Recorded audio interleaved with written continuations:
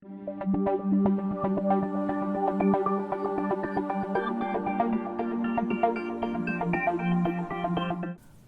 I'm Tom Hopkins. I'm an assistant professor at Bossier Parish Community College, and I teach basically programming. Today we're going to talk about Python conditionals, also called decision structures. These are the things that make the computer actually do things for us. So what we're going to do is take a look at if-else structures. Now the topics, what we're going to do is first we're going to cover a couple little things, logical operators and Boolean variables. Then we're going to actually look at the Python code and how Python uses if else, and of course a nested decision structure as well. Now, the if statement is part of the decision structure, as we've already talked about, and this is the part of the computer programming that actually makes a computer make decisions for us. It actually puts strength into the computer where it's not just a list of items, but yet actually makes the computer make decisions on one or many different actions that it can perform. There are three types of programming. The first part, when we first started out, it was basically a sequence structure. They were statements that it just executed in the order 1 through whatever. Then we got some control to it, and the control structures gave us the logical design that controls the order. In other words, this is where you would have capability of going from one line of statements to another completely different line of statements and coming back to it. And then we've got the decision structure, which is what we're going to talk about today. What we're going to do is we're going to take a look at, first of all, I want to run through the actual relational operators we're going to use in if-else statements. Now the if is used basically to test a condition, whether it's true or false, or test two conditions against each other. And we're going to use relational operators, which you probably remember from high school math. We've got the arrow that goes to the right, and it's greater than. We use the greater than or equal sign, which is the arrow and the equal sign. Of course, less than or equal to. Now the one that you might not be familiar with is equal to. We're going to use two equal signs. What this does is that it is a relational equal. In other words, asking the question, is A equal to B? And of course, the exclamation mark with the equal gives us not equal sign, not equal to. So let's take a look at, you should be familiar with the wire diagram or the logic diagrams. So let's take a look at a statement. It is cold outside. Now, the if statement is then going to ask the question, is going to take a look at that statement and decide whether it's true or false. And if it's true, we're going to make this decision, wear a coat. If that statement is false, then we're just going to continue on with the programming. We're not going to take a little side trip. Okay? All right, let's take a look at how this works.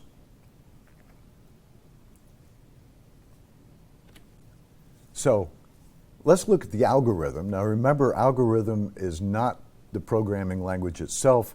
It's just a set of English statements that allow us then to program against it. So let's take a case of the computer running through, going from the house, getting in the car, and starting the car, going to the store. So the first print statement would be pick up keys to go to the store. Then we've got a decision.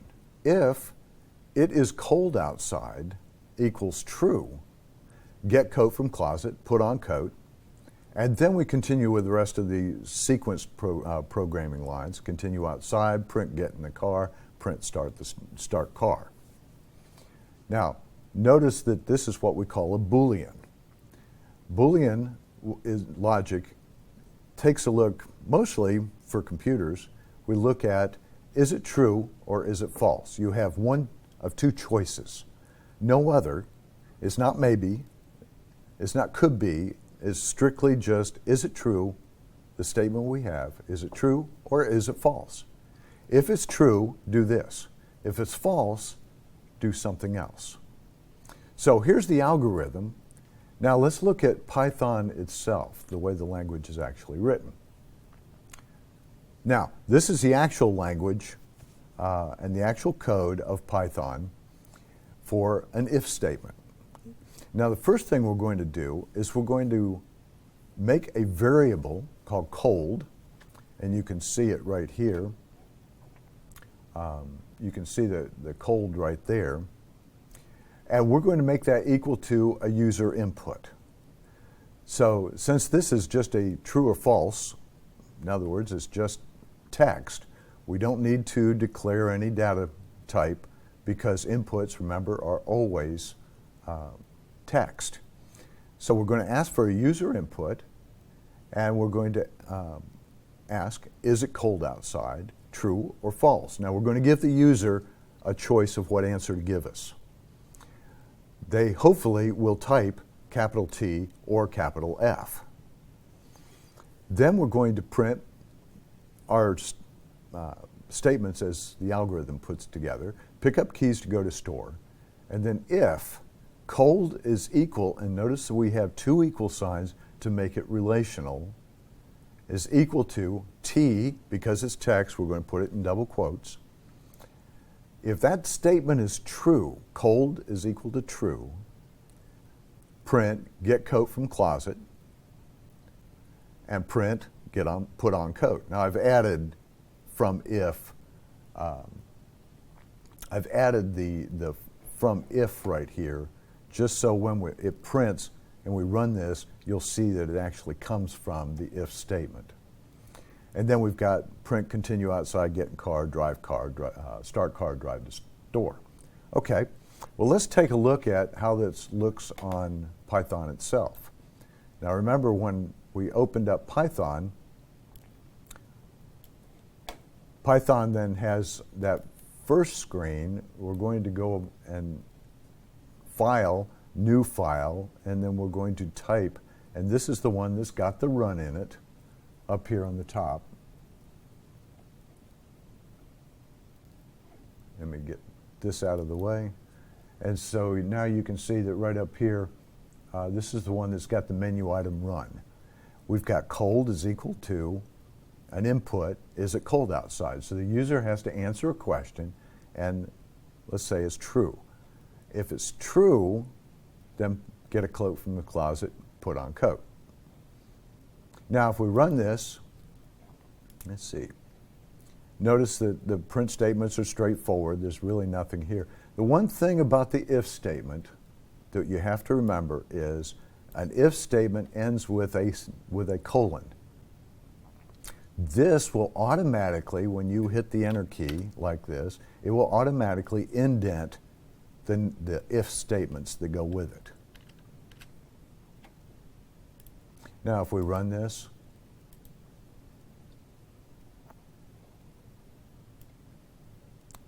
it winds up looking like this. And so if we type if, let's say I'm going to do it properly and type capital T, and I hit the enter key. Now notice this. These statements right here and right here are from that if statement. Now let's run it again and let's look at the other option, that it's not cold outside. And I'm going to make a capital F. Notice that those two statements right there, these two statements of get coat from closet, put on coat, are not there anymore. The computer has decided from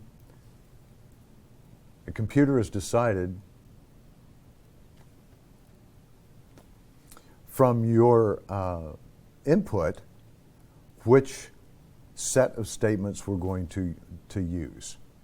Okay? All right. Well, this seems awful simple. So let's take a look at another. Let's say we want two paths that are not part of the straightforward programming. A dual alternative decision structure is what we call it. So we've got two paths of possible execution. One, if the statement is true, and a separate path if the condition is false. The two keywords we're going to use is if and else. Okay? And the way this is going to be written is in the flow chart is going to look like this. Now we can make a decision on just how cold is it. Is it less than 65 degrees? If that's a true statement, and we can actually get this input not only from the user, we could tie a thermometer into it and have the thermometer tell the computer whether it's less than 65 degrees. We have a definitive unit of measurement.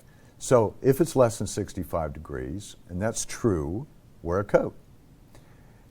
If this statement is it less than 65 degrees is false, get a sweater.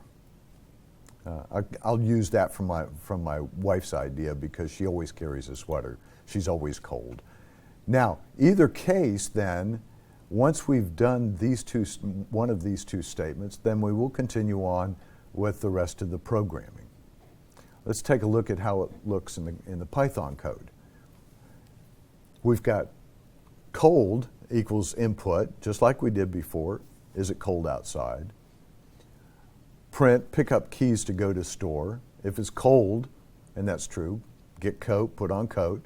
Else, get sweater. Now, let's take a look at the way the actual programming works. Let me get that out of the way. And we'll bring up the if-else statement.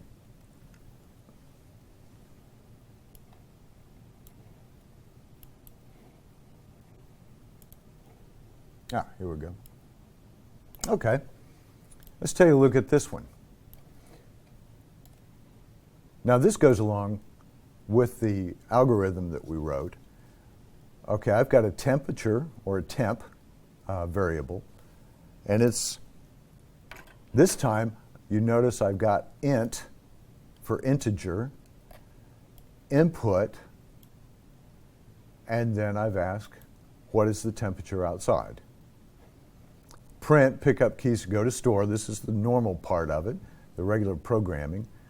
But now we've got a question to answer. We can get that answer from the user, we can get it from a thermometer.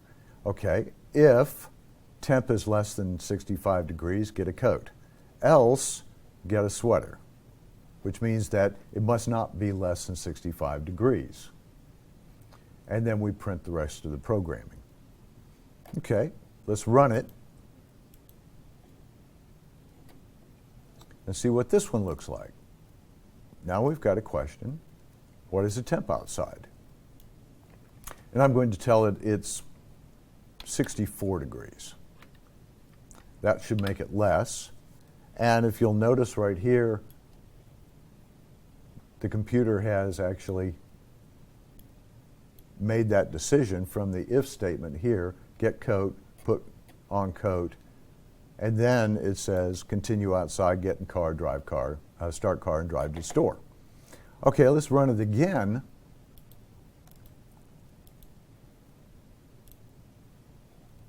And what is the temperature outside? Well, this time I'm going to answer, let me move this over. This time what I'm going to do is I'm going to answer 72 degrees. Now it says, notice, just get a sweater. This comes from the else side over here. All right. Well, we really would like to have maybe some more possibilities here. Okay. Let's go one step farther. Let's nest this, because what we would like to do is take a look at, okay, what happens if it's within this temperature or if it's within these two temperatures? So let's take a look at a nested. So inside the if statement,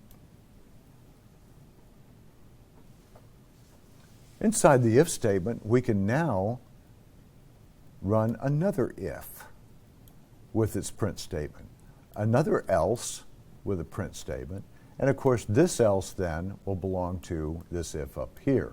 Now remember one thing, you've got to make sure that these two are lined up. The indentation is very important in Python programming. It's the way it tells which lines belong to which block of logic. Okay, so the flow chart looks like this. And you can see, okay, if A is equal to B and that's true, question is A equals C. If that's true, then B has to equal to C. That's an old math problem. Let's take a look at what it looks like from the Python side.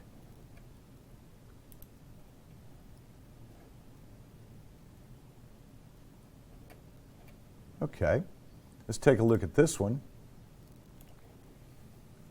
And we can see that now I've asked for the temperature as an input. Notice it is an integer with an input. We're going to print, go pick up keys to go to the store. Now I've got several different options I can ask for. If the temperature is less than 72, do you need a coat or sweater? And then ask the question, is the temp greater than 65? Well, if the temperature is greater than or equal to 65, print, temperature is greater than 65. By the way, this little forward \T is to give me a tab. So when we print it, this is going to be tabbed inward so you can see it a little bit better. Doesn't have to be there, it's just something I used for formatting the lines. So temperature is greater than 65, you might need a sweater. Else, it is less than 65, you'll need a coat. So if the temperature is less than 72, only then, if that is true, will these two statements, the if-else that goes with it, only then will those two if-else be run. Otherwise, if the temperature is not less than 72, then it will automatically go down here to the else, temperature is greater than 72, you will be okay. So you can see that only when this is true will the nested if-else run. Otherwise, it goes straight down to this else, and now you can see we have all options covered. We've got less than 72, but greater than or equal to 65, or if it's not less than 72, then the temperature must be greater than 72. Notice this, that each one of these has got the if and the else, has got the colon after it. And when you hit the enter key, it will automatically then indent. And we're going to run this, and what we get is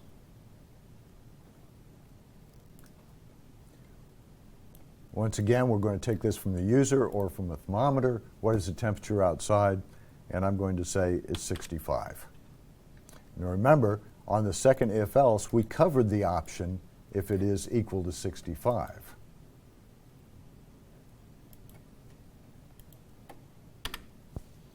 And what happens? Pick up keys to go to the store. Do you need a coat or sweater? Is the temperature greater than 65?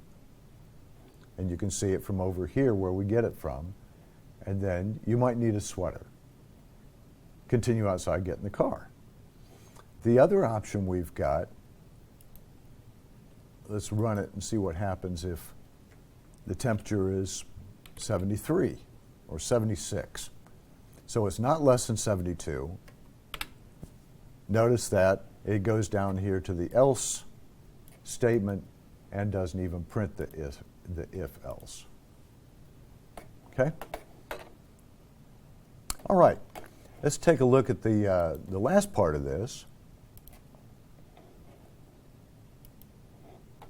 And this is another way, that's sort of bulky to write. Let's look at another way of writing this. So what we're going to do is we're going to take a look at this, but let's go straight to the Python. And this time we're going to do this. So now you can see in a shorter version, we're going to do temp, just like we did, but now the if statement is still the same. I've changed it just a little bit. If temp is greater than 72, print you don't need a coat or sweater. Elif, E-L-I-F, temperature is greater than or equal to 65, print temperature is between 65 and 72. You might need a sweater. And then the else, of course.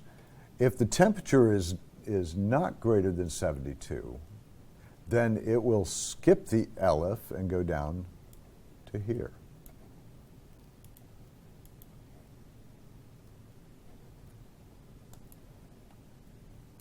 So now we can nest these over. Now the only thing about this is if you start an if, you must have an ending else. It does not end with elif. So what is the temperature outside? It's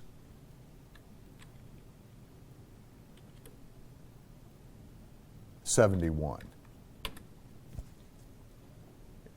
And then it says temperature is between 65 and 71 because the temperature is 71. So it's checked to see if the temperature is greater than or equal to 65. Well, yes, it is. So, but it says it's not greater than 72 because it was only 71. So now we've got this choice, and then notice the else isn't even used because it's not less than 65. And of course, the last part of that is if we run it, okay, it's 60 degrees. Now you'll notice that is check the if it's greater than 72. That's not a true statement. Checks the elif. Is temperature greater than or equal to 65? No, that's not true. So the only one true is the else saying, yes, it's less than 65, you will need a coat. Okay, hopefully you see how all this goes together. And now what we'll do is, what we've covered is we've covered the if, we've covered the if-else, we've covered another way of writing the if-else, and we've also taken a look at what we call nested statements. That's the nest an if-else inside an if-else. We've taken a look at how the code is written and the keywords if, else, elif, and remember that the end of the statement always has to have a colon at the end. Okay, your turn. Make a thermostat with two inputs, one for the thermostat set temperature and one for the actual temperature. Turn on the AC if the actual temperature is above the set temperature. Turn off the AC if the temperature is the same as the set, because you don't want the air conditioner running. And of course, turn on the heat if the temperature is below the set temp. Take a look at this, stop the program, try to run this, and then when you're ready, you can take a look at the last slide, which will then give you the answer to it. Notice that I have commented out some of the questions right here, some of these statements. These statements just tell me what the program's going to do. The programming lines are from the set to the end. And these are written just exactly the way you would write it in the program IDE. Okay, and that should do it for today, and thank you for listening.